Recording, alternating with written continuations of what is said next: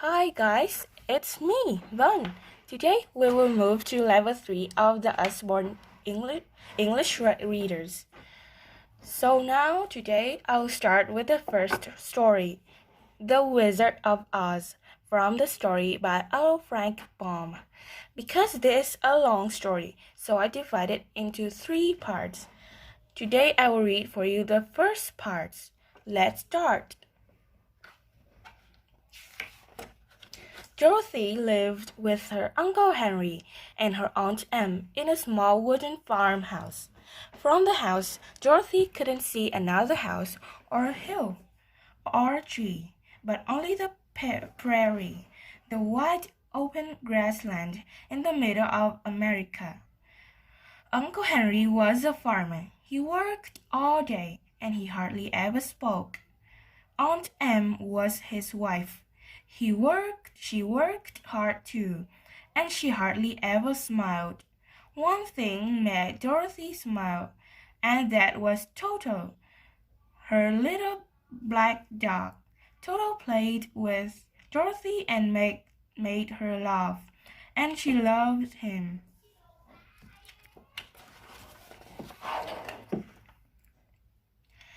Today thought Toto didn't want to play. The sky was dark, the wind was wild, and he was hiding under the bed. There's a tornado coming, said Uncle Henry. I'm going to see that the animals are safe. Dorothy, get down to the cellar. The cellar was a place under the house where they could be safe from tornadoes. Those terrible prairie storms could smash a house to pieces. Aunt Em climbed down, and Dorothy had just caught Toto when the house shook, and she fell on the floor. The wind lifted the whole house into the air. Dorothy was very frightened, but the house stayed up in the air. It was moving quite gently, like a boat.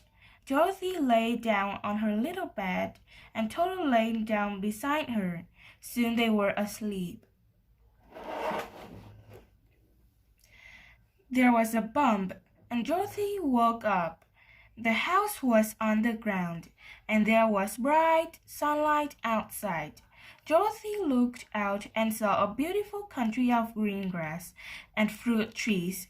Then she saw four strange people. There were 3 little men wearing blue clothes and boots and pointed hats, and one woman wearing a white dress and white hat.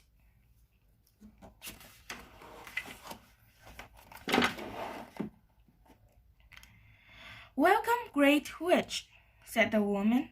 Thank you for killing the wicked witch of the East. But I'm not a witch, said Dorothy. I've never killed anyone. Your house did, said the woman. She pointed to 2 legs under the house. They were wearing silver shoes. Suddenly, the legs disappeared in a puff of smoke. Oh no, said Dorothy. Don't worry, said the woman. She was very wicked. She made these people her slaves.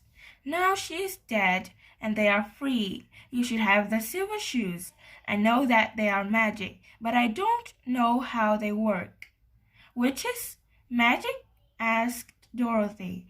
Where am I? And when can I go back home? Uncle Henry and Aunt Em must be worried about me. You are in the land of Oz, said the woman. I'm the good witch of the north. I would like to help you, but I'm not sure how. I think you should go to the Emerald City and ask the Great Wizard. It's a long way, but it's easy to find.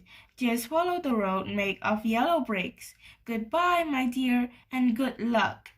The 3 men bowed, and the good witch turned around 3 times and disappeared in another puff of smoke.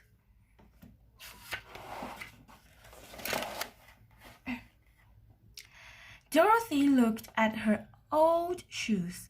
I can't walk far in these, she said. She tried the silver slippers, and they fitted perfectly. They were surprisingly comfort, comfortable too.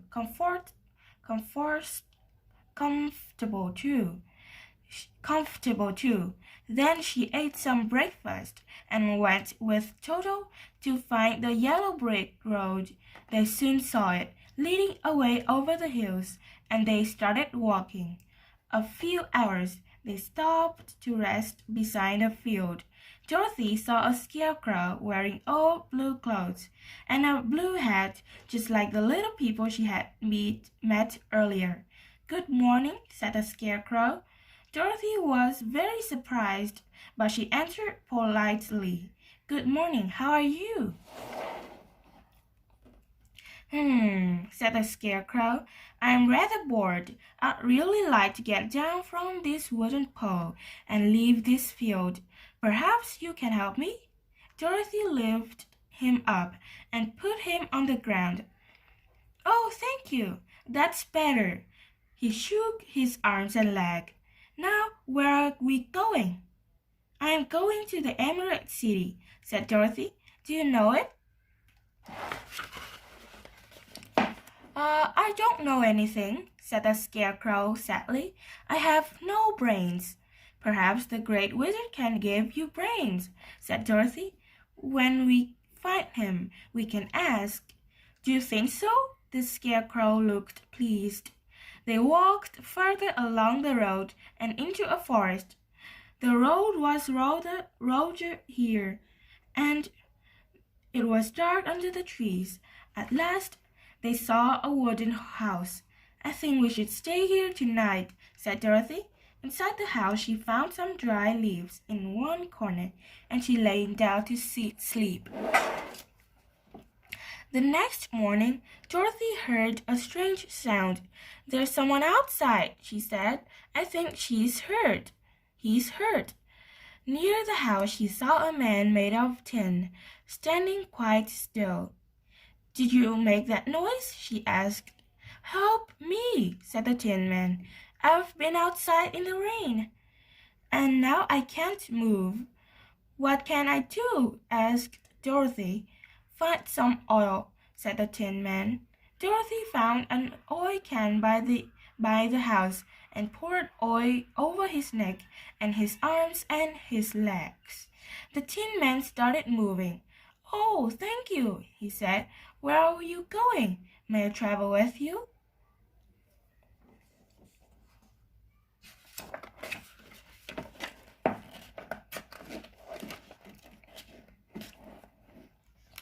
Certainly, said Dorothy.